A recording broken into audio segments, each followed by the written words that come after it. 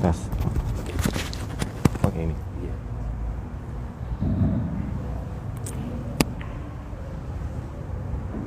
Mari kita lanjutkan tadi bahwa sesungguhnya Rasulullah SAW telah mengisyaratkan bahwa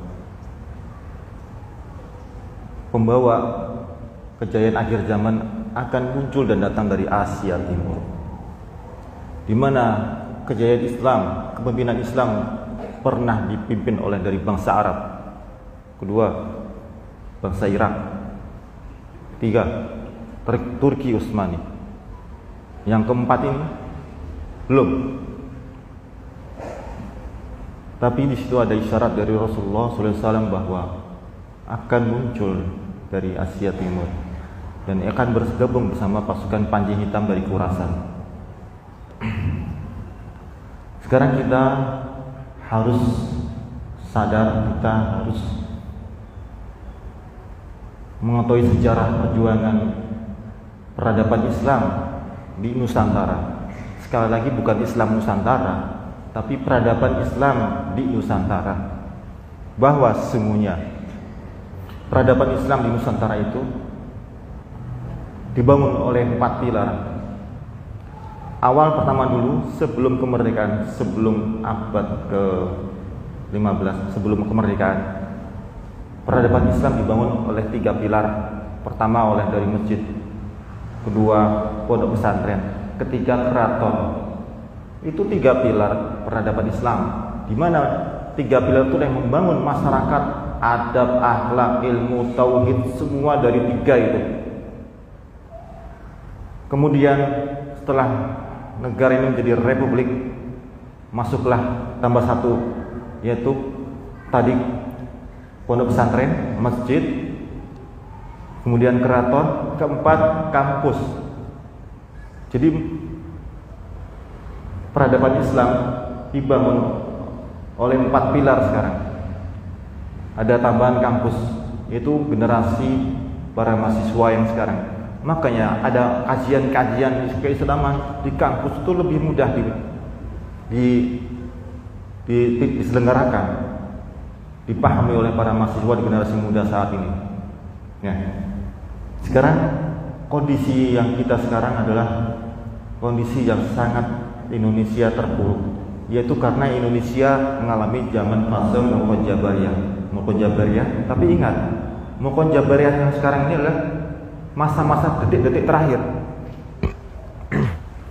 Detik-detik terakhir masa Muqajabariyah, masa-masa terpuruknya Islam ini udah akan mengalami, sebentar lagi akan selesai.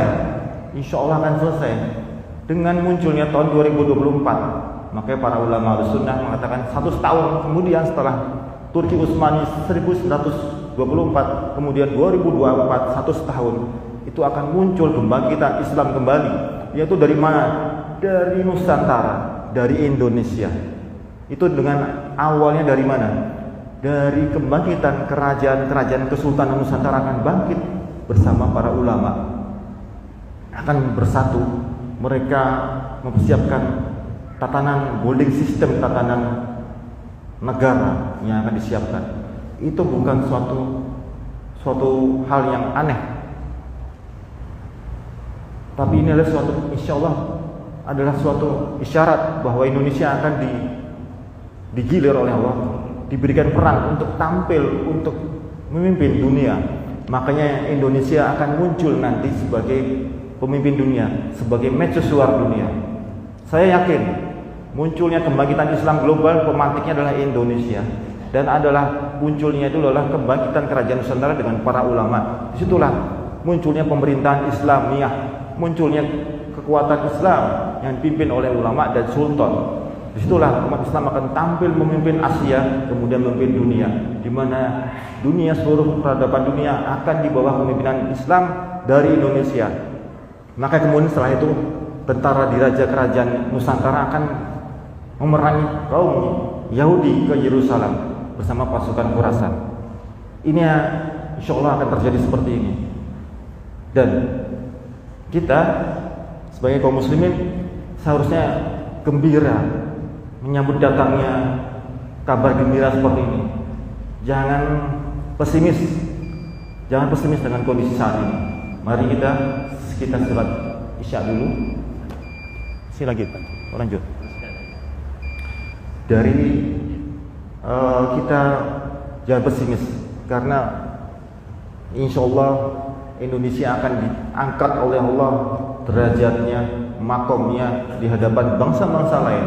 Karena saya yakin Indonesia ini umat Islamnya sudah menjalankan syariat secara kafah. Banyak sekali perubahan-perubahannya. Dulu yang belum berjilbab, sekarang hampir kaum muslimin muslimah hampir 80% sudah berjilbab.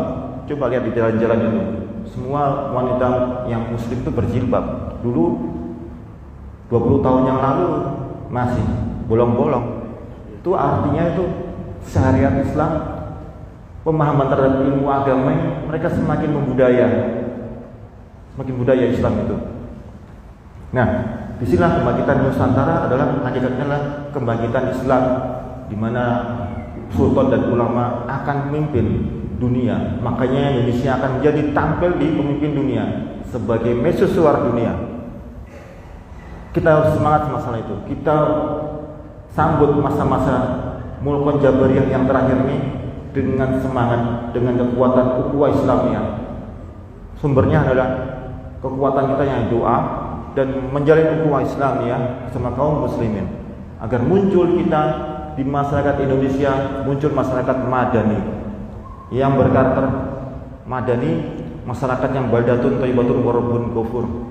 Akan muncul pemimpin yang adil setelah munculnya sistem ketatanegaraan yang akan muncul pemimpin negara ini adalah dari golongan para ulama dan sultan. Disinilah semoga mudah-mudahan kita